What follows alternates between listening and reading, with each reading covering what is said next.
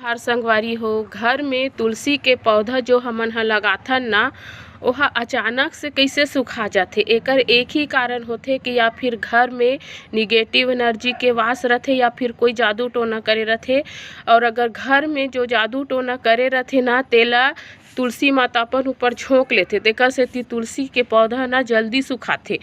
और काबर सुखाथे काबर कि ओहा ना और लगाना भी चाहिए तुलसी के पौधा, काबर कि घर में जो जादू टोना होथे, निगेटिव एनर्जी के वास होथे ना तेल तुलसी माता अपन ऊपर ले लेथे, आदमी ऊपर पड़न नहीं दे। तेकर सेती ना तुलसी के जो पौधा रथे ना ओहा जल्दी सुखाथे। और जो महिला है ना 7 दिन के मासिक प्रवृत्ति में रथे ना तेकर स्पर्श से भी ना तुलसी के पौधा सुखा जाथे। तेकर सेती नहीं घर में ना तुलसी के पौधा लगाना चाहिए, ताकि ना घर में निगेटिव एनर्जी के जो वास रथे नहीं, जादू टोना करे रही कोई आदमी मन ह तेला ना माता तुलसी नहीं अपन ऊपर ले लेथे। तेकर सेती तुलसी के पौधा जल्दी सुखाथे। और सुखाथे मतलब समझ जा कि तोर घर में नेगेटिव एनर्जी के वास है या फिर कोई जादू टोना करे तेकर सेती सुखाथे।